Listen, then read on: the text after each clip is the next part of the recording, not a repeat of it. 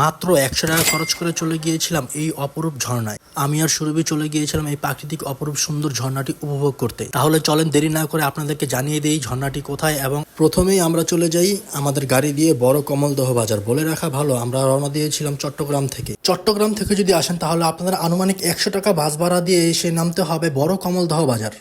আর যদি আপনি বাংলাদেশ যে কোনো প্রান্ত থেকে আসতে চান তাহলে আপনার ঢাকামুখী হয়ে চট্টগ্রাম সীতাকুণ্ডর আগে বড় কমলদহর বাজারে নামতে হবে।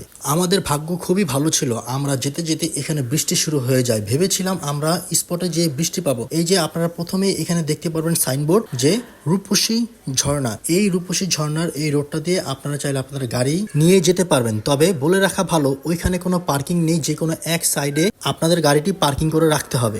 যতটুকু গাড়ি যায় ততটুকু রাস্তা মোটামুটি ভালোই ছিল। ওখানে একটা রেল লাইন আছে, রেল লাইন পর্যন্তই গাড়িটা যায়। তারপরে আমরা আমাদের গাড়িটি পার্কিং করে আমরা আমাদের যাত্রা শুরু করি। আপনারা যদি এখানে প্রথমবার যেয়ে থাকেন, স্থানীয় যে কোনো মানুষকে বললেই হবে ঝর্ণাটা কোন দিকে, তাহলে স্থানীয় মানুষরা আপনাদেরকে গাইড করবে। আর এখানেই সুরভি প্রথমে যেহেতু বৃষ্টি হয়েছিল প্যান্টগুলো উঠিয়ে নিল যেন কাদা না ভরে। বেশ কিছুক্ষণ হাঁটার পরে আমরা অ্যাডভেঞ্চারাস ফিল পাওয়া শুরু করি। আমরা এখন হেঁটে যাচ্ছি একটা ঝিরি পথ দিয়ে। আমাদের এখান থেকে সেই ঝর্ণা অবধি পৌঁছাতে মিনিমাম 1 ঘন্টা লাগবে। এখানে প্রচুর কাদা ছিল, আপনারা চেষ্টা করবেন গ্রিপের জুতা পরে যেতে, তাহলে সব থেকে বেটার হবে। এখানে অ্যাংলেট অথবা খালি পায়ে যাওয়া খুব একটা ভালো সুবিধা হবে না। জাস্ট একটাবার চিন্তা করে দেখেন, আমরা যেই ট্রেল দিয়ে হেঁটে যাচ্ছি এখানে সেই ঝর্ণার পানি আসতেছে। ঝর্ণা দিয়ে হাঁটতে হাঁটতে আমাদের সামনে চলে আসে একটা নদী হিসাবে, এটা নদী বলা যায়। এটা হচ্ছে ঝর্ণার পানি সেই নদী। আমার সম্ভবত মনে হয় এটা মাতামহরী নদীর একটা শাখা হতে পারে। পৌঁছানোর পরে এই নদীতে ভালোই স্রোত ছিল। আমরা এখানে আমাদের ফ্রেন্ডদের জন্য অপেক্ষা করতে করতে 1 ঘন্টা লেগে যায়। সেই 1 ঘন্টা হয়ে যায় যে বৃষ্টি বন্ধ হয়ে যায়। বৃষ্টি বন্ধ হওয়ার পরেও ভালো স্রোত এখানে পাওয়া যাচ্ছিল। তারপর সুরভি চলে আসলো, সুরভিকে বললাম এখানে থেকে সমুদ্র পাড়ি দিতে হবে, লেটস গো। তারপর সুরভিকে আমি শামীম ভাইয়ের হাতে দিয়ে দিয়েছিলাম। শামীম ভাই হচ্ছে ব্রাদার ফ্রম অ্যানাদার মাদার।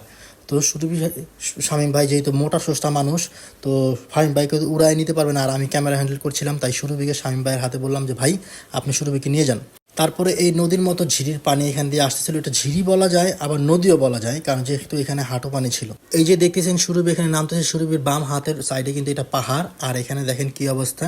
এখান দিয়ে তারপর আবার নেমে গেলাম। তো আমার জুতাটা কাদার মধ্যে বেজে গিয়েছিল, কারণ একটা জিনিস বলে রাখা ভালো, শর্টকাটের জন্য আপনারা এই ঝিরির উপরে কিছু জমিন আছে শুকনা, ওই জমিনগুলো দিয়ে আপনারা হেঁটে যেতে পারবেন। তো সেখান দিয়ে হাঁটতে যাওয়ার সময় আমার জুতাগুলা কাদার মধ্যে গেড়ে গিয়েছিল। সুরভি কেমন লাগছে তোমার? খুবই অসাধারণ। কেমন অভিজ্ঞতা বলো? অসাধারণ অভিজ্ঞতা। তাই ভালো লাগতেছে আসলেই? খুদাই কষ্ট ঘুম নষ্ট। ম্যানিকিউর প্যাডিকিউর গুলো শেষ না, সমস্যা নাই, এগুলা অ্যাডভেঞ্চার এগুলো করতেই হয়। অবশেষে নেমে গেছি। এভাবে হাঁটতে হাঁটতে আপনারা ঝর্ণার দেখা পেয়ে যাবেন, যেমন আমরা পেয়ে গিয়েছিলাম। আমরা অনেক উৎসাহিত হয়ে গিয়েছিলাম, আমি ফুটেজ নিতেই ভুলে গিয়েছি। তো এই যে আমাদের পিছনে যে দেখতে পাচ্ছেন এটাই সেই রূপসী ঝর্ণা। সুরভি একটু নিচে পাথরের মধ্যে পায়ে ব্যথা পেয়েছিল, এই জন্যই আমি বলেছি আপনারা ট্রেকিং জুতা পরে আসবে। তারপরে আমি সুরভিকে নিয়ে চলে যাই হচ্ছে একেবারে ঝর্ণার উপরে। সেখানে যে সুরভি পোজ দেওয়া শুরু করে, আমি ভিডিও করা শুরু করি এবং সুরভি আমার ভিডিও করে দেয়। আমি খুবই রিল্যাক্স ফিল করছিলাম, যদি এখানে মানুষ অনেক বেশি, কারণ এখানে খুবই সহজে চলে আসা যায়। এই জন্য মানুষ অনেক বেশি, ক্রাউড অনেক বেশি, বিশেষ করে শুক্রবারে এখানে প্রচুর ক্রাউড হয়। তাই আমি এখানে রিল্যাক্সে চিল করতে পারতেছিলাম না, মানে রিল্যাক্স করতে পারতেছিলাম না।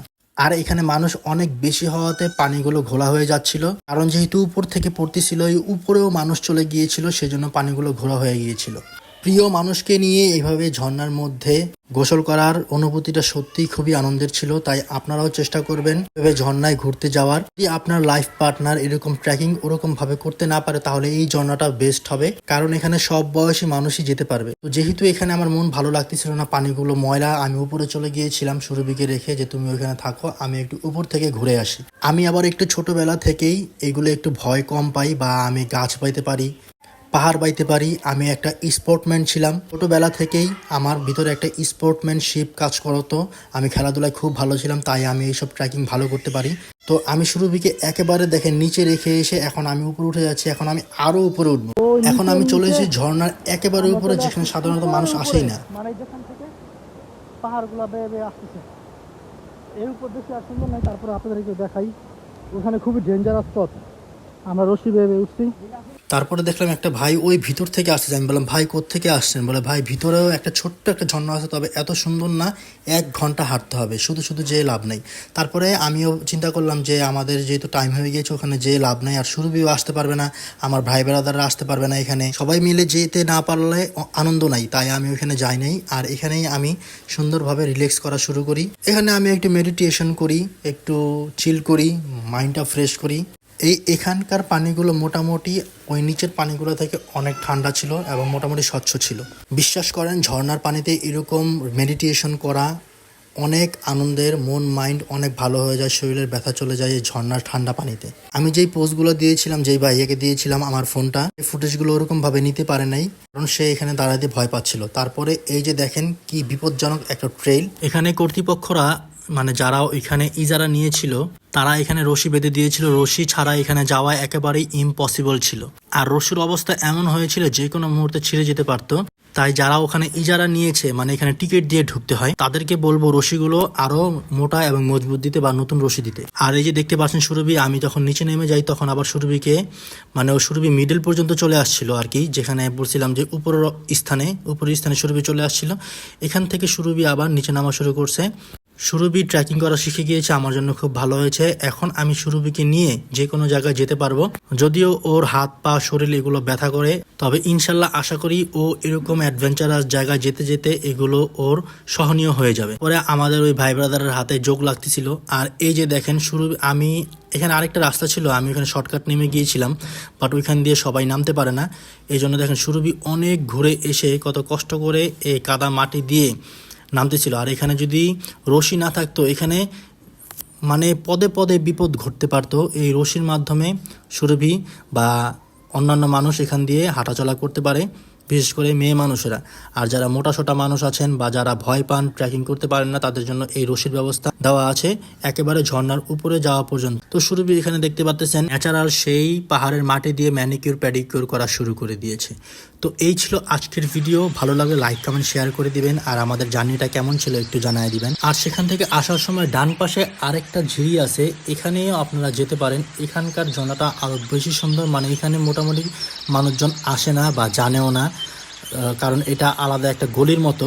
তো ওইটার থেকে আমার এটা বেশি ভালো লাগছে। দেখতে পারতেছেন এখানকার ঝর্ণাটা জাস্ট ওয়াও। এখানে পানি একেবারেই ফর্সা, এখানে নিট অ্যান্ড ক্লিন, এখানে কোনো কাদা নাই। এখানে আপনারা সুন্দরভাবে মানে গোসল করতে পারবেন যারা যাওয়ার পথে গোসল করতে চান। আর আমাদের ভিডিওটা কে কোন জায়গা থেকে দেখছেন অবশ্যই কমেন্ট করে জানাই দিবেন।